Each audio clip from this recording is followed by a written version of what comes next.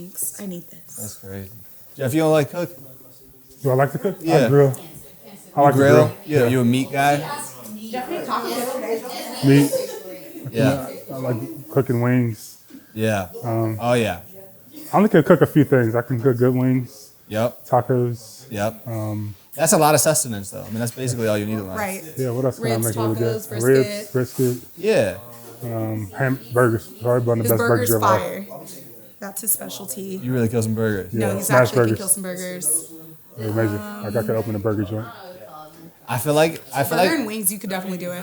if he does a bad job, you judge him a little bit. 'Cause you're such a good He cook. judged me. Yeah. Okay. You said what? Yeah. He's like, I feel like if he does a bad job, you judge him. And I was like, he judges me. Very, very honest in this household. I don't judge like, you Riss, like that. this isn't it. I'm just honest. It ain't like I'm just nitpicking. You know What what? if I bring home something and I was so proud of it? You're like, I don't know. It's just not for me. It doesn't do it for me. You know what I want to know? Marshmallows. I don't like marshmallows. Yeah. You know what I want to know though is I want to know the process of when y'all first started with the cookie menu. How many iterations it took y'all to get a cookie menu?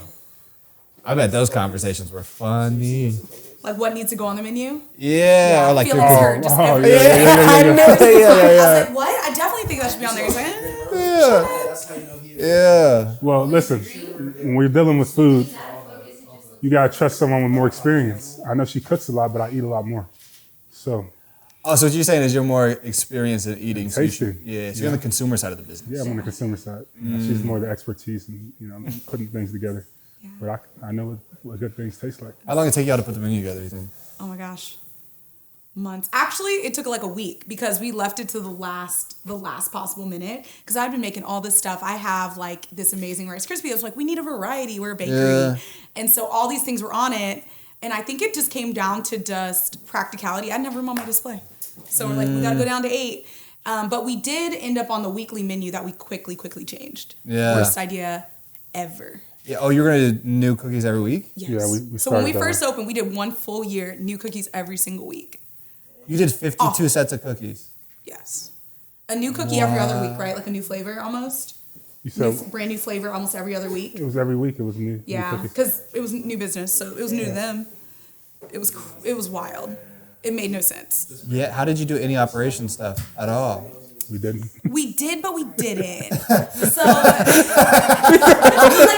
I know that feeling. Yeah. And I knew how much the most expensive cookie was. I was like, if we can keep it under the price of chocolate, Margin we're fine, good. Yeah, because we charge the same price for all the cookies. So that was the math that was happening. And then we got a lot smarter with it because now we're talking about like holdover ingredients and ordering in bulk. But I was like begging vendors like every Tuesday. I was like, hi, it's me again. How many tubs of whatever you have? Like I need it all. How long was it just the two of y'all? Like just the two, like in the kitchen. Or just like the two? Lord. Praise Actually- Jesus. Yes. Praise Jesus. I feel like I'm like I was in mean, church for a second. I mean, for a while, it was just her. Yeah. Honestly, I mean, I was in there. Oh, because you were still in the league. Yeah, I when was you in there started. sparingly, like when I could, but it was Absent her, founder. and whenever she could get somebody to come in, whoever it was, whether it be her mom, my mom, my sister, Yeah. it was just a Niece. constant rotation, and Yeah. more than likely, it was her in the beginning. Yeah. It was a lot. That's so And crazy. he would hop back in and help out and carry the heavy stuff Yeah. and taste the cookies and then leave again. So That's a low key underrated job though. no, it definitely is. Like you just play football, jump in, taste cookies, go back and play football. The Oh, next yeah. day. Yeah. Yeah, that's crazy. I'll sign up for that game. Yeah. I don't know how he was doing it. I was always surprised. I was like, you're coming back? He's like, yeah, I'll be there. And he would come in and I've already made the cookies. He'd load up the car. We'd go do a pop-up. They're like, are you still playing? Or like, hey, what happened, man? Yeah. He's like, no, I'm still playing. I got to go back tomorrow. Craziest thing, we played a Thursday night game Yeah, on the West Coast. Got back in town Friday morning at like 3 a.m. yeah. Instead of getting back on the bus to go to the stadium, I stayed at the airport. Got on a flight at 6 a.m. Got into town, did a pop-up that morning at like 10 a.m. How long was it just straight? Yeah, that's a crazy commitment. But how long was it just like pop-ups? Ooh, years. For Like real? probably longer than Yeah. most. Yeah, I don't think people really know like the actual beginning. Yeah. We were kind of capping ourselves in the beginning. So Jeff, we moved to Dallas and I found that commercial kitchen. I was like, great, look, I got my whole family under the Yeah. same roof. And then Jeff's like, hey, I'm gonna go back and play. And it really was funny how you left because he was like, I'm just gonna go check it out. So he took one duffel And then I get a call that evening, and it was like, hey, someone's going to come pick up my car.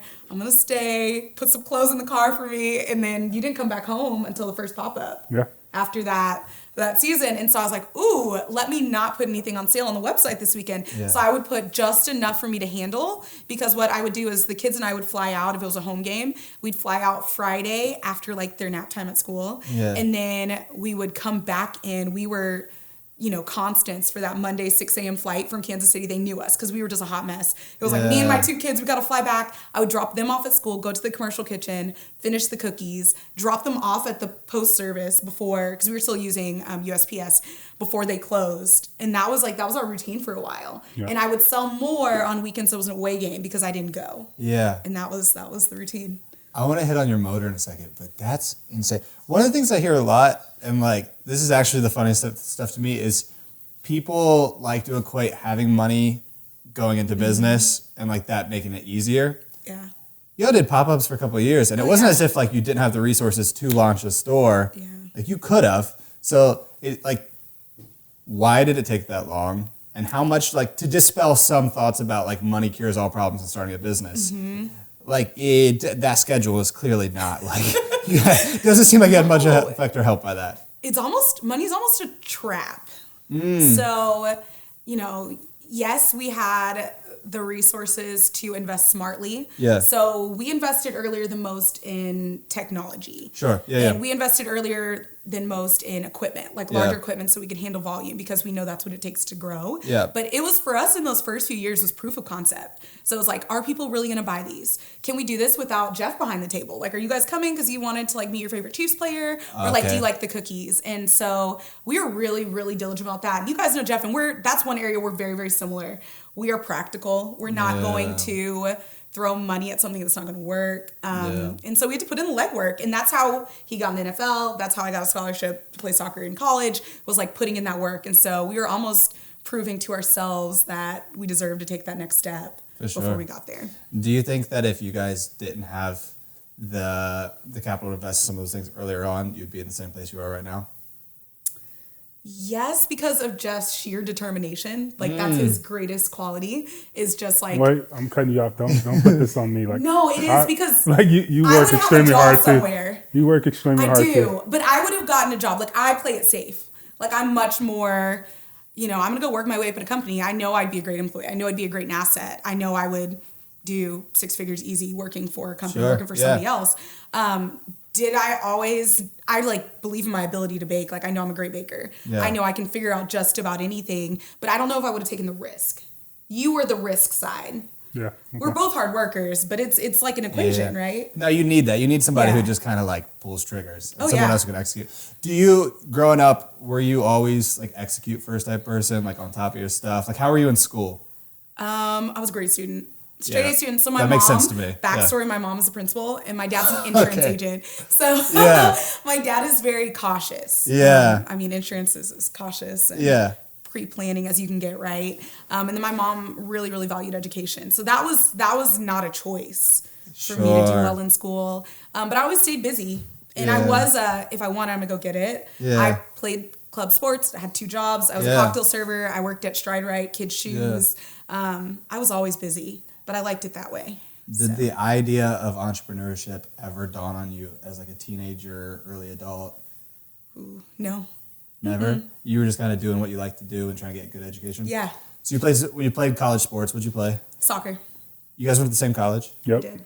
Yeah, so tell us a little bit about that. Before we get into all that, talk about how we met. Yeah, that's what I want to know. You wanted to know how we met. You tell your story. I tell mine, and then the truth. Oh, they're different stories. Oh, yeah, without a doubt. I'm a truth teller. Okay, you go let's hear the I'm truth first. starting with I'm a truth teller. Yeah. We met in the training room for the first time. I'm a morning person. I was always injured. Also, I have terrible knees, terrible hips, all the above. So I was always in there. Not good for soccer. That's my table. Yeah. And Jeff never got hurt. And so he's in there. I say good morning to everybody. I'm like a new face. Yeah. Hi, Jeff.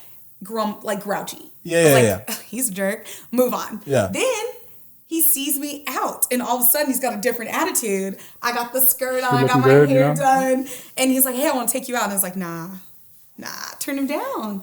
But he was persistent, and he won me over.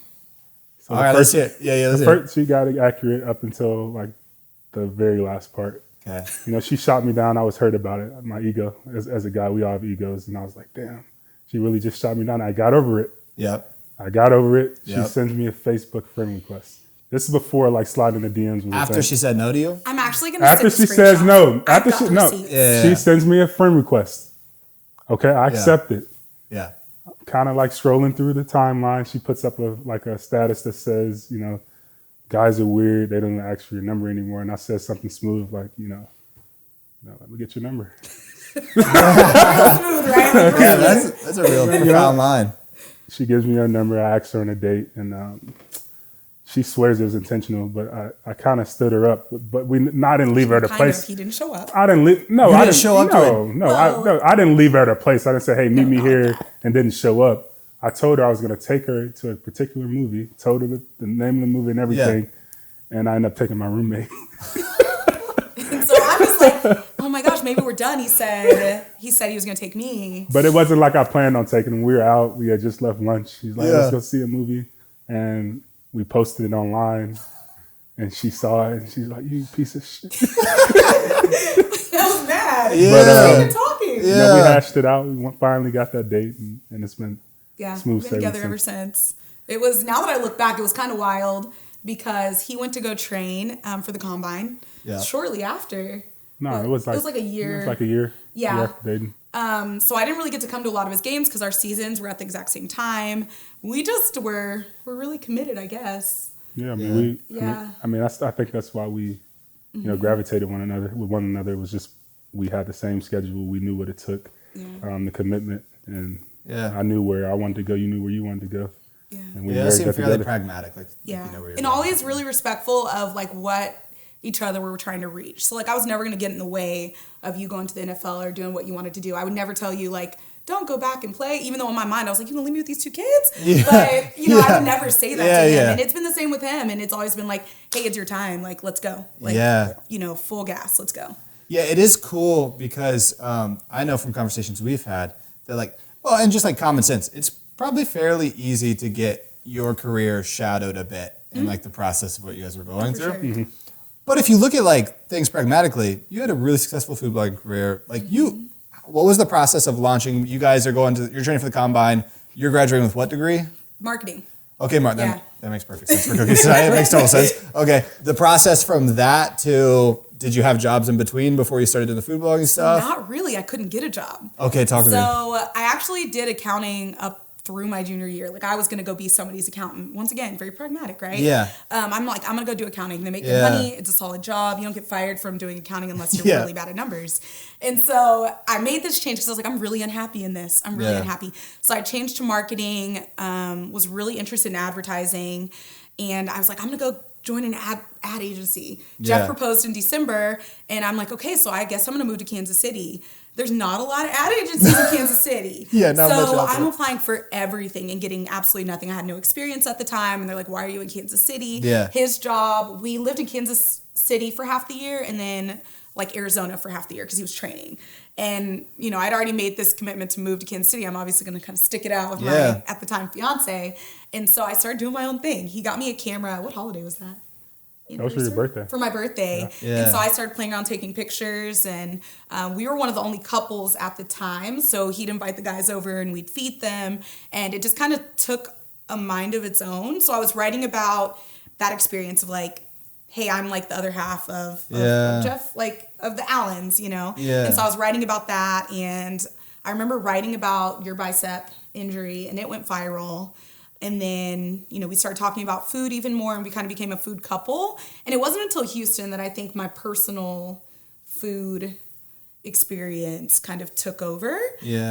Started doing local stuff and sharing more and more recipes, healthy, easy, 20-year-olds, new family kind of stuff. Started feeding the team there because that was our way to get to know people. And then I started making cookies. You talked about the camera. Talk about the and the journey in general, but talk about the importance of just trying new things. It's true. You had no experience in photography. That's just kind of glossed over it. Talk about that. I'm great at research. So I got the camera, decided I liked it, and I just dove in. I even had a photography business for a minute. That kind of skipped over. So I was doing portraits. So I shot some interesting people's like family portraits because it was just like a passion I took up. And it really wasn't until I left college that I got the chance to do something I wanted to do. Cool. So soccer was soccer. Like that was my means to get an education. I would not have had the opportunity to go to the University of Illinois without soccer. But it wasn't until, you know, I'm living with Jeff and, you know, we're doing all right and I can focus on something that I want to do. So it was photography, it was food, all kinds of food. That was pretty much the journey. And then with the cookies, I had this online following, I guess you could call it. And they trusted me. They trusted my recipes because maybe you tried them already in your kitchen. So you're like, well, she's making cookies and she's going to send them to me. They got to be pretty good, right? And that was why we started e-commerce. And you have more control over e-commerce. For sure. So. I don't know if there's more of a stark contrast than accounting to baking. But also, if you talk to anyone that knew me in college, they're not surprised. Really? At all. Like, no one would be. Her nickname was Mama Hody. Mama Hody. Yeah. Because she was like the mama spirit, was always baking. So who'd you get baking from then? Grandma. Grandma cooks a lot? Yeah, she cooks a lot. She had her own like in-home bakery business in her small town in Louisiana. And so I just grew up on a stool next to her, baking just everything. But we were not cookie bakers. She did cakes, pies, rolls, cinnamon rolls, meals. Like that's what she did. Cookies, they're like, she makes cookies. Where's she learning to make cookies at? And that was once again just the research. I was just determined. Well, talk to me, because it was there, am I right, there was a trip to New York. Yeah. You were inspired by something. What's that story? Levain Bakery, if you haven't been, still one of my favorite cookies of all time. And I saw it on Instagram and I was like, Jeff, we have to go. He was griping the whole time because we had to stand in line. He's like, for cookies. He's like, for cookies. No, I'm not doing this, Riz. And we finally get in there. We get one of everything because we waited for 30 minutes. And it was incredible. And I was like, she's just selling cookies, Chef. She had a line outside the door for cookies. And this was just unheard of. You know, here in like Dallas, there's a lot of like chains. They thrive here. And so I'd never seen anybody so focused on one thing, but it just be so popular. And I really just wanted to see if we could recreate that. But I still didn't have the thought of a business. I was like, I'm just going to make cookies as good as hers. And like, that's going to be my special talent. Well, you were blogging about it. I was blogging about it. Yeah. But with intention to share the recipe. I'm just giving away recipes, right? Yeah. So like you could have, if the trajectory of your food blogging career, you were making a great career. It wasn't as if it was just like, and I want to make sure that's clear. It wasn't as if it was like, you're just posting some blogs on the internet. Like you have corporate sponsorship, like you're doing real work on the food blogging side. What did you learn during that process that kind of translated over to what you're doing now? And the second thing, and the caveat I'll say to that is like, you gave up a good thing to try to build your own great thing. Was that difficult? Like being someone who doesn't like risk, was definitely. That like... Because we had decided we were going to kind of go all in with the cookies, and I was in talks with Food Network. Crazy. Crazy. So I had done 2 discovery like intro calls with them, and we were just kind of going over concepts. I had gotten asked to write cookbooks, and I turned them down. I was like, I don't know, I'm making cookies right now. And I just kind of went all in on that. But yeah, it was scary because, like you said, I had control over that. You control what you're putting on the internet and how often you're posting, and you can schedule that. Then we dove into this incredible period of just intense work. It's just been such hard work to get to where we are now. But I wouldn't change anything. I think it's been worth it. But makes sense. So you left Levain's Bakery, that's what it's called? Levain's Bakery. You guys go back to, you were in Kansas City or Houston at the time? Houston. Yeah, we were in Houston. The next 4 to 8 weeks look like what? You're inspired, you're happy. Now what? I'm making like 1 recipe for the blog and like 4 rounds of cookies. Just it was insane. Yeah. And I was just like, all I want to do is talk about cookies. Do you remember the first cookie you made? Yes. I made chocolate chip walnut.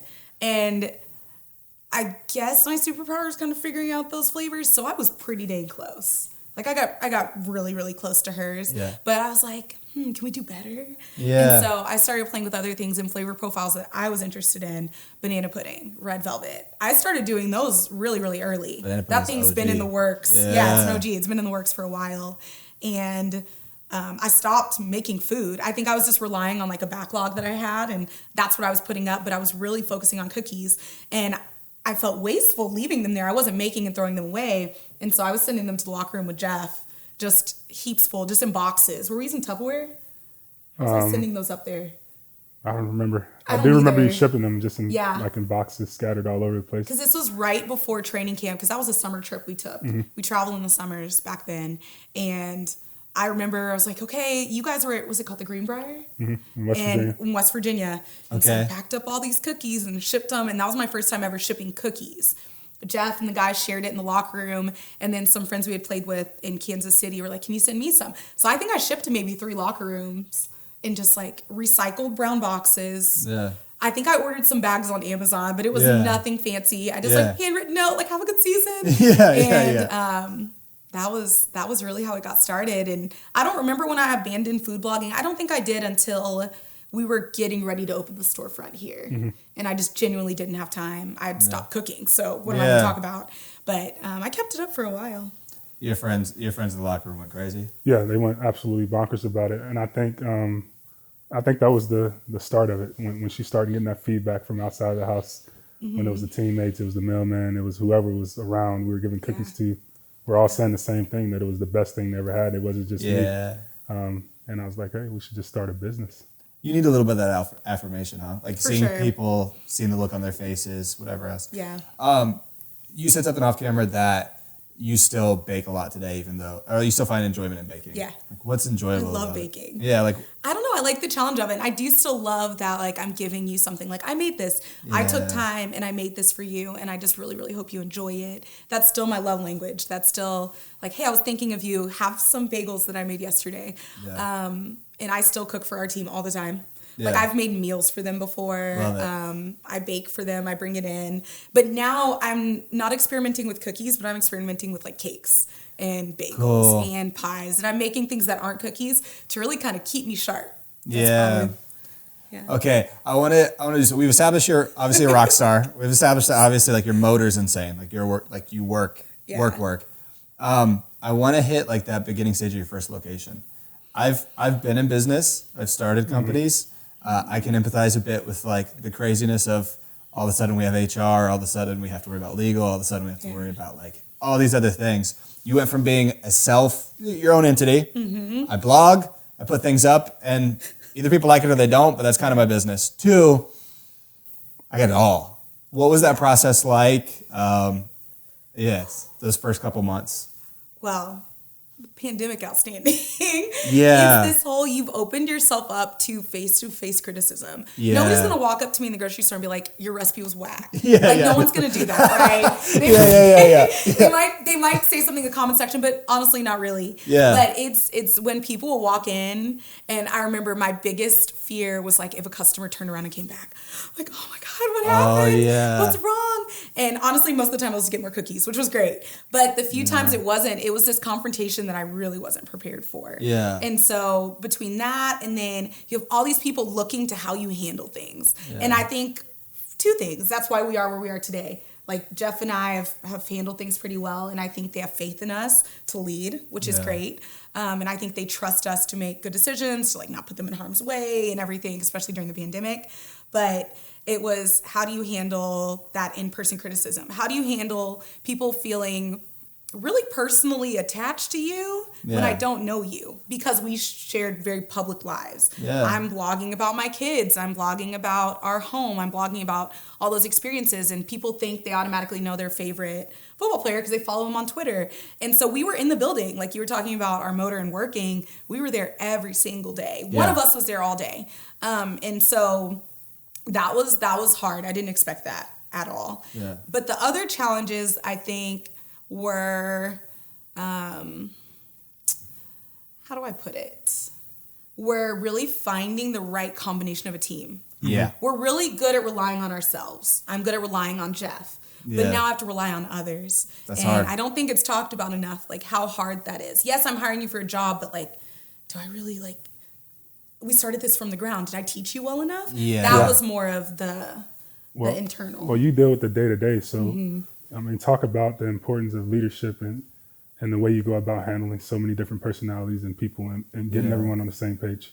Ooh, I think it was really just by being genuine. And I think there's something to be said about the time I did spend in the building. Yeah. I spent at least a full year hi, I'm opening, hi, I'm closing. I'm Marissa. Every single employee has known me. Every single employee has like worked hip to hip with me at a table, making cookie dough, figuring out why those didn't turn out correctly, problem solving. Hey, it's okay. I've been there through a lot of their kind of personal struggles. The pandemic was hard for everybody. Yeah. Everybody was going through something. They were going through something at home. And when you work in such a tight space, that comes to work with you. And so helping people get over that, showing compassion through that. I think that was how we balanced it. Like I had compassion for everybody. Sure. And so that was our common denominator because we do have a really unique team. Sure. No one has background in food, but I was like, no, it doesn't matter. I can teach you how to make cookies. Yeah. I just need you to bring your personality. I need you to be a good person. And they say skills are taught, culture's cult. Like it's, I think when founders are involved at the nitty gritty level, it just rubs off. Like it becomes part of it. So they're fortunate to have you guys. What is your guys' like split? Like, so how did like operation minded marketing? Obviously, your marketing's very evident throughout the Cookie Society brand. But like, what's your guys' split like on how you work?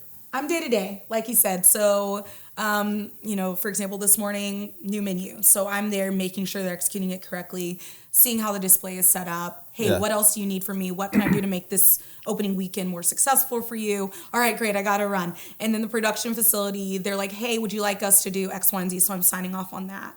And then I'm going to come home and tweak the recipe cards and tweak some of the other things that they need.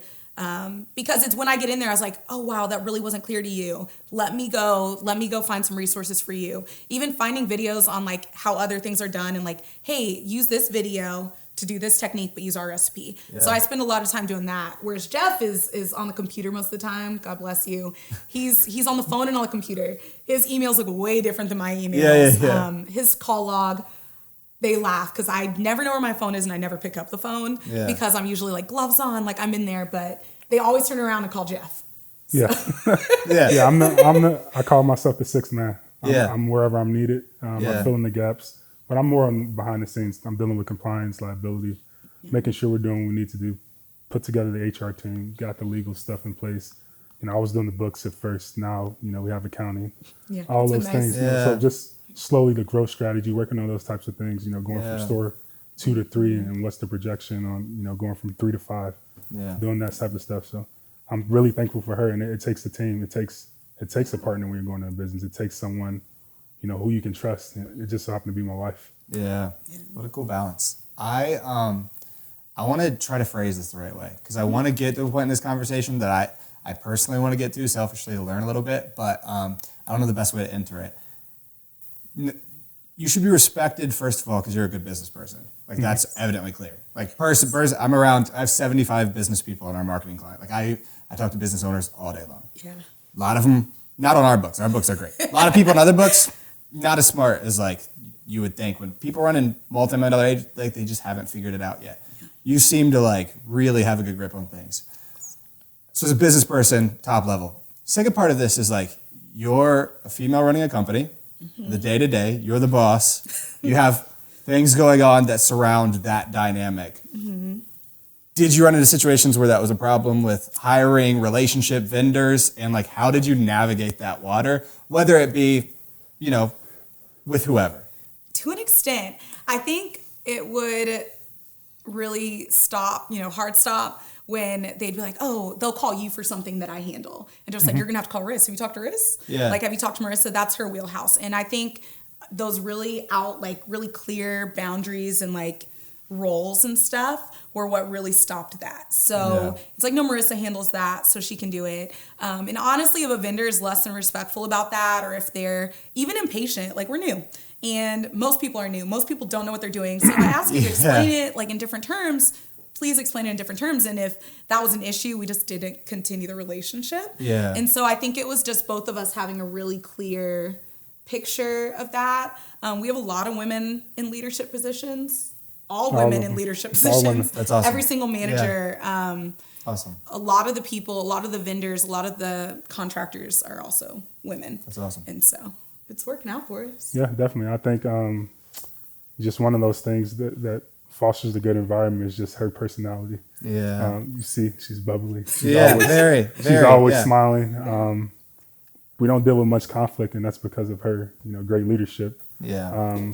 So I'm just thankful to have her in that position because I don't have that same demeanor. Yeah, for sure. I feel you. Sometimes, I figured that out early on because although I may share the same values and the same message, at times it's the delivery of it, and she does an excellent job. Yeah, he was really taking that like locker room approach. Yeah, and not the I don't know locker room approach, but like coach approach. No, NFL more like approach. just cut and dry. Like Cut and dry. Yeah. Here, and I was like, they're gonna run away. We can't do that. Like I hear you, but you also have to understand the people. We have a really young workforce, and we have a workforce that one of my favorite things about them is they're really self-aware, and they know what they want and they know what they don't want, and they're very interested in work-life balance. We picked up on that quickly. So I'm not going to overwork anybody. I'll hire somebody else because that's something that matters to them. They're like, I want to enjoy life. I don't want to like work for life. And I think that's one area they're like, you work a lot. I don't want to be like you. But the ones who do, I was like, let's talk about it. What can we do to get you in those positions? And we've elevated a lot of people internally if they express that. Yeah, I read a stat.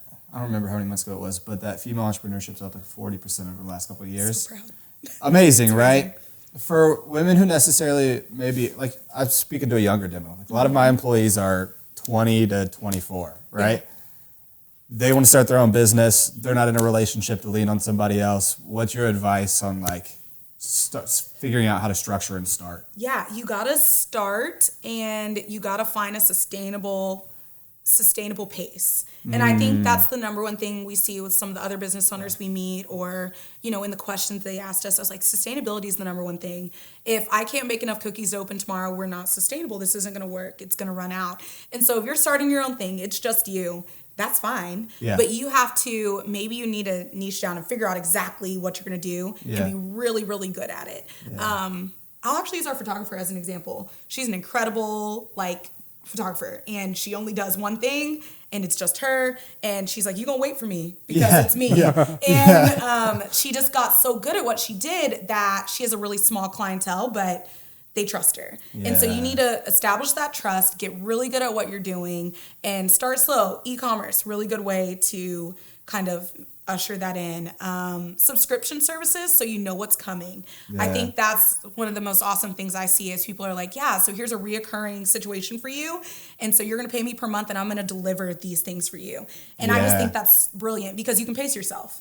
And so you have to really consider that when you're going, or do pre-orders. Like that's another thing. We did pre-orders for the first 18 months.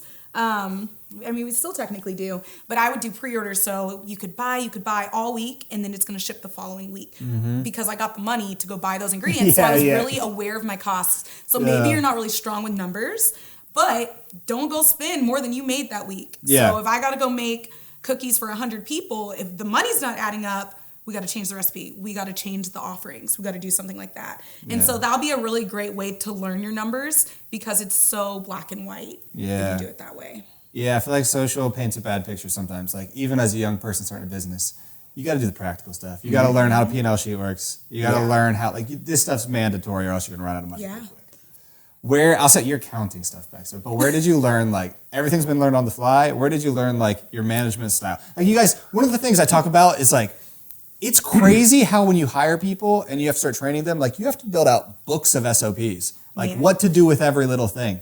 Nobody taught me that. So where did y'all learn how to do that?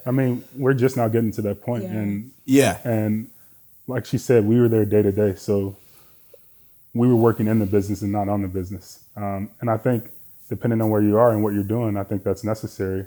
It's just a part of the process, but you're going to get to a certain point with growth that you're adding so many people to the team that you have to do those things. You have to, have an employee handbook. You have to have, processes in place that, gear you toward, potentially more growth potentially. So that's what we're doing right now. Yeah, that's more what my day-to-day looks like now. If I'm not rolling out a new menu or something, it's literally I got to show them how to do this that I've been doing for 2 years, and I got to put it on paper.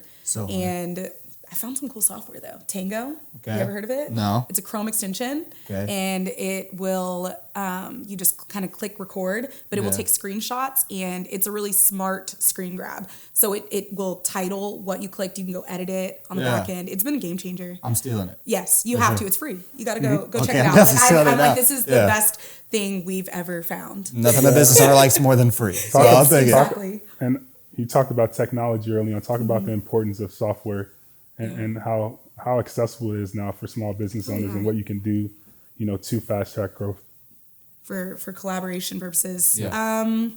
We are probably one of the most open to technology bakeries out there. Is it like to try it. It's like an old... Very old school industry. Got We're you. still talking, places are still working with handwritten recipes. Okay, got I was like, you. no, Yeah, we yeah. can't do that. Yeah. I love Excel. I'm pretty good at Excel. Yeah. And we've adopted technology like Monday.com. Yeah. Basecamp. We use that with you Yeah. guys. Yeah. Love Basecamp. I love that software that you can assemble your own team. We don't have to be in the same building. Right. And I think anybody who's not trying to start, at least trying something, you're already behind. Yeah. And so our business is growing at the speed that some of those businesses are growing. So when they're adding new features and stuff, I'm like, oh, this is exactly what I needed. And now we're growing. Now we're more efficient. So we love Monday.com. We actually just changed over to Google Workspace from Teams. Yeah. We use Google Drive. We use Basecamp. We use that new Tango software that I was telling you about. We use Dropbox. I use all of them. Yeah. We've got the whole team on all of them. We are collaborating on things. We're like, hey, I'm going to go ahead and type up the list. You take the first half, I take the second half. And so now there's no more like, hey, Marissa, I just emailed you something. Will you check it out? Like, we are live. Like, I can just go check it out when I can. Yeah. And I think that has allowed me to delegate better. You as well. And that's the number one thing. That's been the biggest... You know, because it's built around you. Yeah. In a lot of ways. Yeah. And so that was what I was most scared about. Like, I don't know, Jeff. I don't know if somebody else could do this. But it's been through this technology that it was almost like a little safety net because I can kind of keep up with what you're doing. It gives you the ability to reconcile and account for things. We use Zendesk. Oh, yeah. Zendesk is a huge one as well. Like customer support. Yeah. For customer support. Yeah, so. Yeah. And that's all her. That's her. I'll just I'll find it and let's try it. Will you ever let anybody else come up with recipes? Or you always... we're on the way. We do have really talented baker. She helps out with recipe development.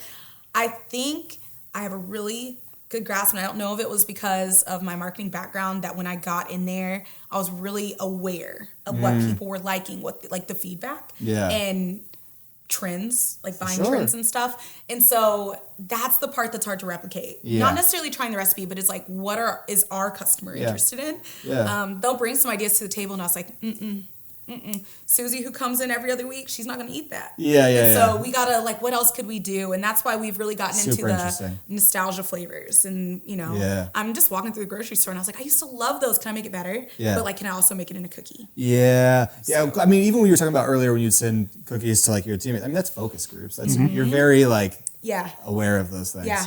Super interesting. What's the plan? Like, what's Cookie Society going to turn into? Like, I guess it'd be big, but like, what does that look like for you? Like, let me ask it a different way. For someone who is living a passion, like you love to bake and you get to do that, building a company around something you built with your own hands. Yeah. Like, what's success for you with this venture? Because the main object wasn't money, right? We weren't trying to do this to like get rich quick. I think we kind of looked at it from the other end. So it was like, what do I want to make time to do? Yeah. And so I think that's how we're looking at it now. Like in the last few weeks, I've had a chance to like come home a little bit early and like bake just for fun. Like I don't have to write it down. I'm just going to bake it and my kids are going to be super excited when they get home. Yeah. What do we, like I coach my daughter's soccer team. Like that's important to me. Yeah. We made a lot of changes so that I didn't have to be at work on Saturdays so that I could coach. That was the motivation. So we're looking, where do we want to go? Who do we want to be? Who do we want to take with us? Jeff's really passionate about kind of bringing everyone up with him. Yeah. And so he wants to take his family with us places and like his nieces and nephews have experiences and stuff as well. And so we've been working that way and we're like, great. So that means that we need to be able to do rollouts without us there. So that's our next goal right now. Like I shouldn't have to come in on a new day. You guys, you got it. Y'all have it. And so we're looking at it that way. So I don't necessarily know where it ends up. I think it ends up running itself. I think it's closer to that. I think if I let go a little bit more, we'll get there even faster. Yeah. But we're getting there. Stores. Takeover Texas for sure. I think just initially the plan was just, and it still is the plan, her doing what she loves to do. Yeah. And her love language, as she mentioned, is feeding people. And Yeah. seeing their reactions and how she can make others' moods better and happy with food. But now I think it's just about the people, about the people that work for us, about our customers. and about improving their experiences and building that way. It's never been about the money. I don't think it ever will be. Of course, you need to make money to have a sustainable business, and the business operates on its own. But it's about bringing people with us, and that's what we're doing. Yeah, it's cool how you start to see that more employees stay longer a few months. You start to realize, like, you really, it's your job to mentor and take care of people and build that. If you had to describe Cookie Society's culture, like employment culture, how would you describe it to somebody? Open. Yeah. and progressive. We have quite the mix. And I think I didn't realize how special the culture was till we started talking to other founders and entrepreneurs, and they were kind of sharing their woes with the Great Resignation and all of those things. Yeah. And I've had people who've opened the store with me. They're still here, and some of them are still in associate roles. They've obviously grown in responsibility. They've gotten paid more, but it wasn't until I'm like, well, let me go look. What are we doing different? Yeah. And I really think we kind of cracked the code. And our number one thing is, like, come to work and be yourself. Like, be your whole self. I don't want you to close any part of yourself off. And so I think that attracts more people who are interested in that. Yeah. And so they come in and they're like, I had such a great experience. And, I saw myself in so-and-so and I applied. Yeah. And that's how we've gotten a lot of people that way. And I'm really grateful. I don't think it was by design, but I do think it was by just gratitude, sheer gratitude. Like, I was just so grateful to have you here. Bring yourself. I don't care. Just come on by. So. No, I think just the fact that you have an open door policy and you're open to ideas and you're willing to make changes based off of their experiences. I mean, we're not in there as much in the kitchen. Yeah. But they might organize something. They might change the layout in the kitchen, and it works for them. We're not going to come in and say, no, this is the rules. It needs to be this way. No, if it works and you guys are doing your job still, we're okay with it. And I think that gives a little bit more freedom for our employees. I was having a conversation like a month and a half ago with a room full of entrepreneurs. I was doing like a little talk or whatever. And we were talking about the employment, or like the great result, like the whole resignation process. I actually think, okay, there's nuance to this because for sure people had unemployment, whatever else. Also, I think COVID did a job of exposing shitty leaders. Oh, for sure. I think what it did is show how many people run businesses that are just not great individuals. It's not good people. And like, you don't have to have supreme leadership skills if you're just a good human. Like, if you take care of your personal life, if you watch the way you talk to people, if you put people before yourself, you don't need to worry about the 5 steps of leadership or whatever else. Learn it. But if you're a good person, it'll rub off on the people around you. And it feels like that's kind of what you're describing with your internals. And when you mentioned, like, where'd you learn management and leadership? From them. I think if you're focusing too much on the books or some of these things written in 2019, 2018 even, the landscape's changed so much. Yes. And you might become too rigid. Like, you really have to leave room to be taught. Yes. You have to be open to that education from them. Yes. No one can tell you're a good leader but them. You're leading them. Yes. And so I think that's really important if you're an entrepreneur. Yeah, stop playing the blame game. Yeah. Like, if 5 employees are saying the same thing, it's probably you. Yeah.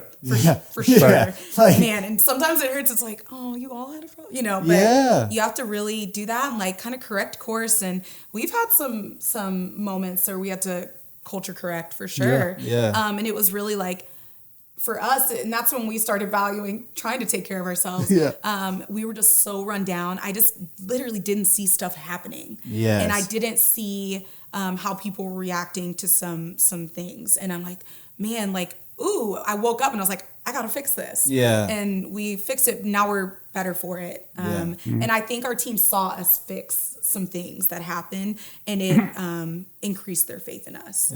But it was hard there for a minute. Nothing like taking ownership that you might have messed up or like that you didn't see it going on, and then having to fix it. So. Yeah, it's definitely tough looking in the mirror and questioning your leadership and taking the blame, but you have to. At the end of the day, you're leading the ship. You're the one in charge, and more times than not, it's something that you can fix. It's not about someone else. You have to look internally first.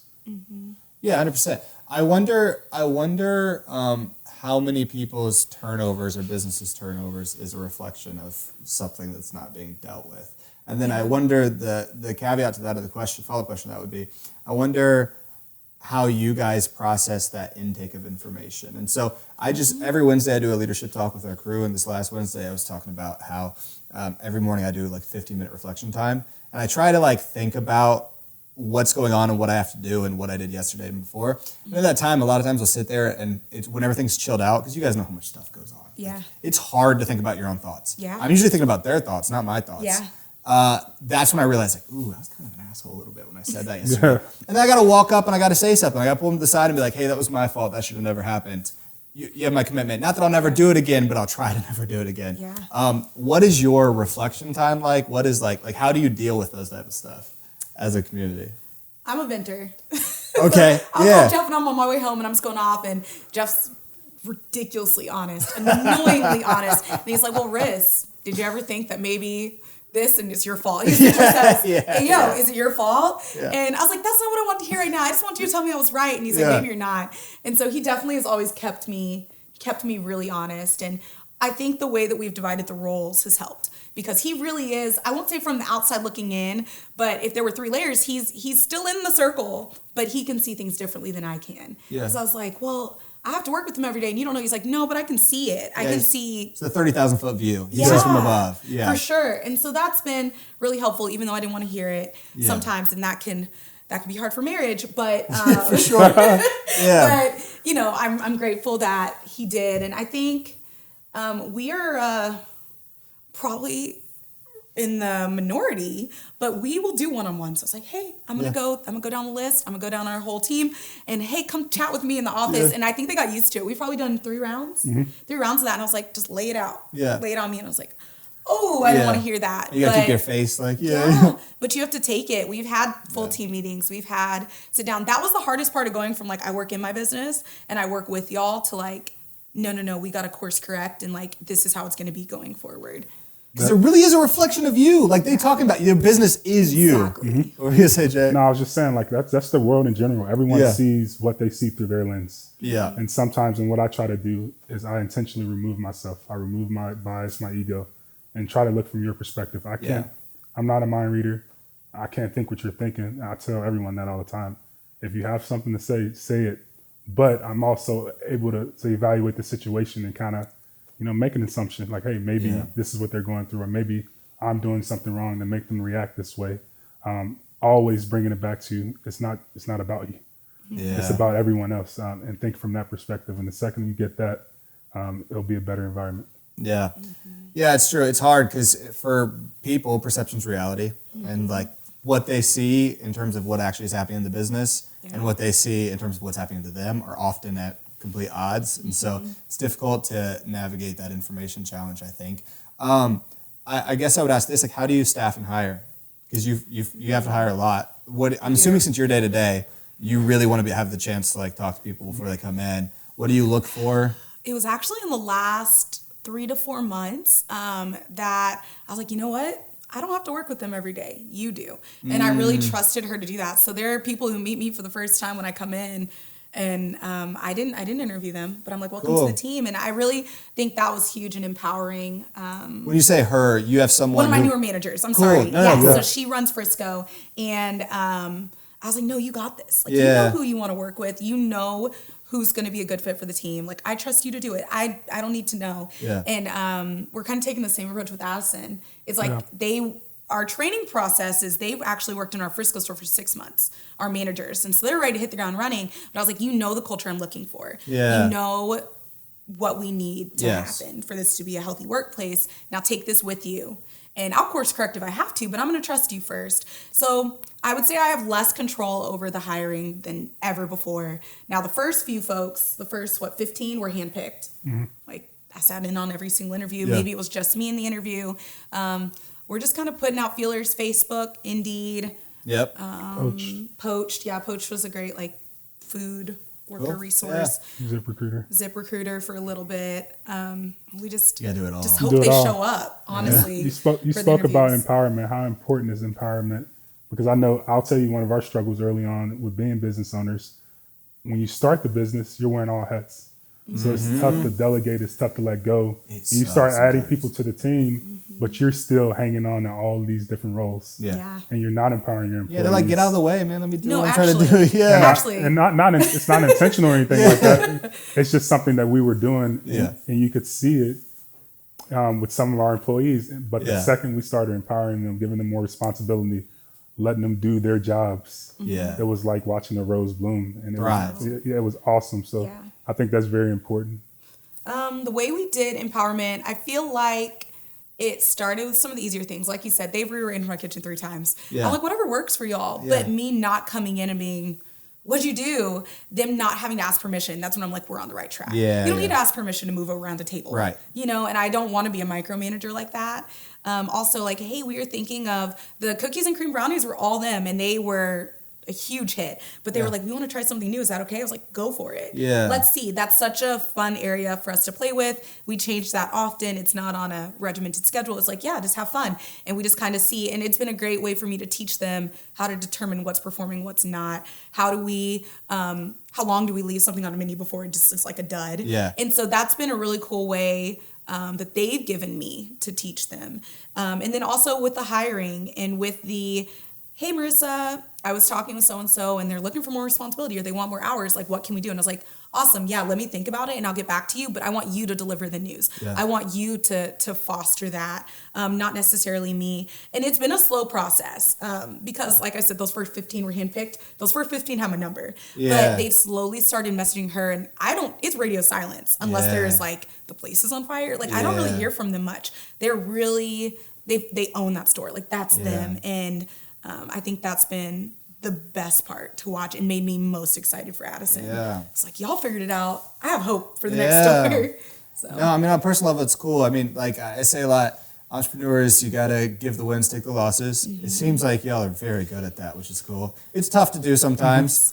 But you every time you describe your business, you use words like health. And like, that's a big deal for us. We talk about health culture all the time. A lot of people talk about profit or efficiency or proficient. Like, all the things are important. How do you balance being efficient? And I just think there's a lot of good meat here. So you guys are in a good spot, like building a business for yourself. How do you balance efficiency and like good culture and healthiness and openness? Because sometimes it can go too far. Like Right. we're too, hey, fist bump, how you doing? Let's hang out, and not enough like get your ass to work. Oh, for sure. So how do you balance? Yeah. We've been both. It was like that early on. Yeah, it was, and I was just so grateful people came to work because it was a pandemic. I'm like, I'm just so happy to have you here. It's okay, you're 30 minutes late, and we really had to kind of overcome that. And then we swung the other way. It was like, you're 10 minutes late. I'm gonna have to write you up. I'm so sorry. I'm gonna have to write you up. And I think we found our good balance, but all of those are connected. So if you're having these conversations with your team and they aren't all in the same conversation with like your team's well-being, with the efficiencies, with the sales and the numbers and stuff, if they're not all kind of flowing into each other, you need to reevaluate. Our weekends are ridiculously busy. We will see 300 plus people on a good Saturday. Y'all cinnamon Sunday thing? Insane. And like, I got to make sure that you're mentally ready to receive 300 customers. We are a customer a minute on Cinnamon Roll Sunday. A customer a minute. We are only open for 5 hours. It is a sprint. And so for that, it looked like, okay, but I'm going to let y'all kind of chill on Tuesday, Wednesday. So you moved 300 cinnamon rolls on Sunday. Oh, no. We moved 500? Yeah, What did I do this last 500? This past Sunday. Wow. Yeah. But I'm like, you got to smile at every single customer. And if you're not, you got to go tag out, take a sub. Yeah. Because that's what I'm going to ask of you. So that's where the whole like work is. Like, that's what I'm going to ask of you. But also, I'm going to let your Tuesday be a little bit easier. Jeff and I are quick to provide meals, coffee, stuff like that. For like, you guys are doing an incredible job. Yeah. I'm really grateful for you guys for kind of holding it down. And I think they aren't scared to ask for like what they need. So we have a very open mental health kind of culture. So cool. Yeah. We have people who are like, I need a mental health day. All right, cool. Yeah, no questions asked. Yeah. That's fine. And I think my manager, because she saw me just like, yeah, no problem. Hey, you don't look well. Go ahead and go home. Like, you look like you have a lot on your mind. Go ahead and go home. She's adopted that. Yeah. And so she's like, oh, well, hey, Riz, I'm not going to be able to get that done because so-and-so needed a health day. Yeah. And, we're just going to push it to the next day, though. But I was so proud that she adopted that, too. And I think that's been big for us. I'm just sitting there like a proud husband. Yeah, I was gonna say, like she rattled this off. Okay, let me brag for a minute. Okay, so you're on Oprah's favorite list. Yeah. You did the Mark Cuban commercial spot. You're on the NBA Finals. Mm-hmm. Y'all's PR is like crazy. Yeah. You have, if anybody looks at the Cookie Society Instagram, you have a super loyal base. Yeah. Mm-hmm. PR, how do you handle that? Like, I was told a story about you shipping boxes and not know, like with the whole Oprah thing. Maybe tell that a little bit. I'm super interested in this story. In the Oprah? Yeah. Oh my goodness. At first we thought it was a scam. It felt like a scam until I saw that magazine. Because they're like, yeah, there's going to be several rounds. It's going to be go. Yeah. You know, we got to send samples. You're going to send samples to Oprah. Gail, it's a little different because everyone's working from home. So you're going to have to send a lot of samples. They tell us this. Yeah. And I'm like, wait, see, I got to send it to everybody's home who works in the office. And we did. And I was like, they're scamming us. They just want cookies. Like, at this point, you know if you want us or not. Y'all just want some free cookies because it wasn't just a couple. It was like 2 dozen overnighted New York. For months. And they would call like, hey, you know, so-and-so didn't get a chance to try them. Can you go ahead and get some to them? Of course. So we drop everything. And I mean, I'm making peppermint hot chocolate cookies in the middle of June. Like, I'm making Christmas flavors in June. So I'm also struggling to source peppermints. For sure. Peppermint sticks. Like some of those ingredients. It's seasonal. And so we did that for months. And I was like, I don't know what this is going to turn into, Jeff. I don't know. Yeah. I think they've just been like stringing us along. And they're like, okay, today's the day. You're sending them to Oprah. I was like, sure. It was Oprah. That's really crazy. Was Oprah. And so they're like, yeah, she's going to taste them. We're going to get on a Zoom call. So we sent out that last round and she's like, congratulations, you got it. You need to find a way to get hundreds of thousands of boxes by November. And not just like, we think that the list is December, right? Yeah. They actually launched it November 18th. So this is pre-Thanksgiving. I'm just like, I guess we ain't having no Thanksgiving because I got to ship all these boxes. Yeah. And we turned it on. And at first it was kind of slow going. And the guy was like, I don't know what the numbers are going to look like. Yeah. It's a pandemic. Everyone's at home. They can't go to Christmas gatherings like they expected. Maybe they're going to send cookies. Maybe not. So we're just in the dark. We turn it on and just the thing doesn't stop. I think it's broken. And we turn off the site the first time. And I get a call from New York City. And I'm in my store. Mind you, the hallway that we have is just filled to the top with boxes. It's not a hallway anymore. It's like Santa's workshop. Boxes, crates, paper, grass, cookies, because it's 12 different flavors. Yeah.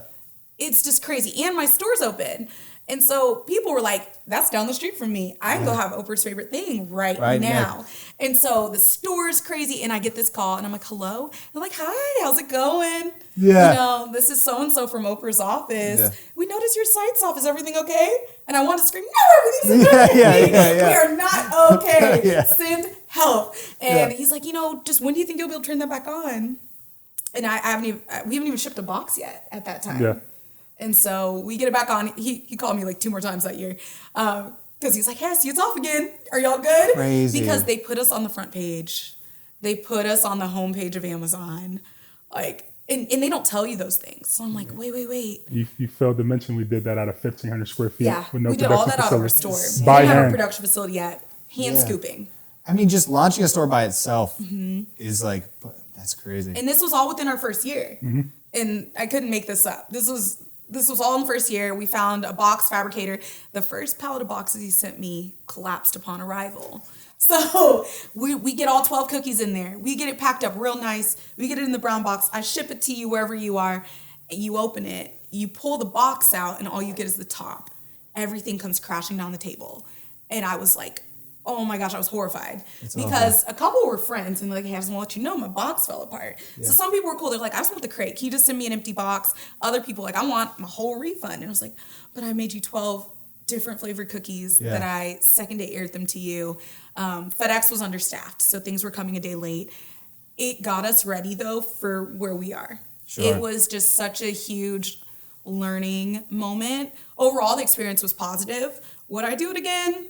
Yeah, I would do it again. But man, that was hard. Yeah. But we were like, if we make it through this, we can do anything. Yeah. And that's been our attitude. And so many of our team members were there during that. They're still here, and every day's a breeze to them now. Like, because they've already had it. And they tell stories like, you weren't here when we had Oprah. Yeah. There were people out the door. We were out of cookies. And it was just insane. It's one of those back in my day stories. Mm-hmm. Back in my day for sure. Yeah. I was like, this is nothing. Yeah, I want to hit super briefly. The NBA Finals just happened. I knew you guys when this was happening. That was a cool moment. How did that come about? Yeah. That one was more you. Did someone reach out on Twitter? Yeah, it was a third party that reached out to us called Joy Collective. Because didn't you think that was fake too at one Yeah, point? I thought it was. Listen, Skeptical people. some of this stuff. I mean, you're dealing with the internet now. There's a lot of phishing, a lot of scammers out here. So my initial thought on everything is it's fake until I can prove it's real. Yeah. But all these good things have been happening to us. It feels unreal. But when we got it, I got the email. They're like, "Hey, we're working with Disney, and they're looking for someone to have a spot during the NBA Finals for Black History Month. Yeah. You know, you're one of the potential finalists. You know, could you send us X, Y, and Z?" They start asking for EIN. I'm like, "This is definitely fake. I'm not They giving you definitely that robbed me. information." Yeah. So I told the guy no. He called me. It's like an intern. He's like, Yeah, "Hey, he's young. he's like, I really need this information. Can you send it?" Click. I hung up on him. And then the owner of the company, the agency, calls me personally, like, "Hey, we really need this. This is such and such. I'll send you my ID. I'll send you pictures of everything so I can prove to you." So eventually she sends me everything. I verify it. I'm like, "Okay, cool. We're good to go." But we got it that way. And all of it's just been people reaching out to us. It hasn't been us going out and seeking it. It's just been talk about PR. just coming to us. Being thrown at us. So. It's just happened. Yeah, just happened. Like we at the time didn't have a PR agent when we got a lot of those things. It's just things that came to us by the grace of God. I guess the last question would be for you. Do you have any other endeavors in plan? You mentioned earlier food channel and cookbooks, and I mean, you kind of have the world as your oyster in terms of the future for you.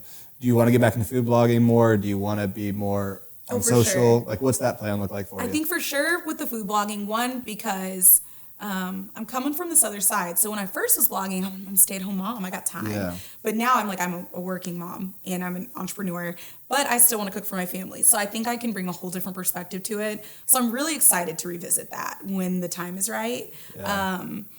Our kids are getting older. I like spending time with them, being more intentional, carving out that time. And we kind of, I think, Jeff was in and out a lot when the kids were really, really young. And so I think we really value this time with them even more because wow, we all four get to be here. We have such an unconventional schedule and unconventional situation. So that's really big to us.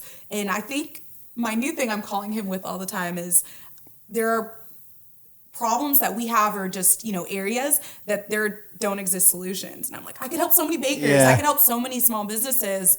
And these people operating in the gray areas, because I don't think a lot of people talk about how hard it is to scale from I do pop-ups, I do markets and stuff to where we are now. And those are the most questions we get. Like if people ask us, they're like, how did you go from just shipping like 50 boxes to shipping 500 to opening a storefront? And as we've discussed today, there's so much to it. But there are things that I'm like, man, if only this existed when we were trying to do this transition would have been easier. Yeah. So who knows what I'm going to come up with. I mean, might be the hardest business, by the way, to do this. The low-cost product, margins can be fairly slim. Yeah. Lots of ingredients, lots of different places. Storefronts are not like the most profitable business in the world. So, I mean, it's a difficult business that you guys have grown. Large labor force, too. Like, it takes a lot of people to hand make cookies. So, I would love to offer, like, some sort of solution for others. And I love to see, like, these ghost kitchen situations. And I love to see these commissary kitchens popping up more frequently. Because when I started, there were two.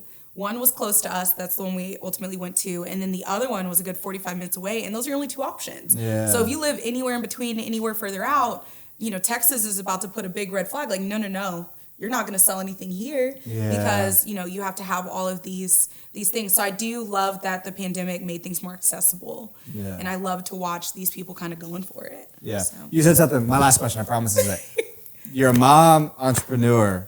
There's some moms out there who have a business idea that they want to do it. You're proving it's feasible. You can both be a mom and you can run a good, successful business and be a great leader and be awesome all around. How do you get them to convince themselves to take the risk to do that type of thing? Honestly, I think for me, it was like a bit of not desperation, but as we talked about, I was a high achiever growing Yeah. up. And then I moved to Kansas City with no job to support my husband, who is Yeah. also a very high achiever. And there was like some really low points in there. So if you're a Sure. mom, like I've been there when you're like, is my purpose to like really clean up like kids all day? Like, Yeah. is this it for me? And I was never necessarily satisfied with that. So if that's you, you got to find something that you like, something you want to do, your business idea. You got to make that time for it. For me, that was super early mornings, like 3, 4 in the morning. And then you got to convince yourself that you can do it. Yeah. And then you got to go convince someone else. And it's just about convincing the next person, and kind of going from there. Yeah. And once they have faith in you, they'll join the team. Yeah, I want to say what you just said is right, and from a different perspective, like it's actually okay to not be completely satisfied, Yeah. only being at home. Like it's cool to have dreams and ambitions and those type of things, Yeah. and to chase those things. Yeah.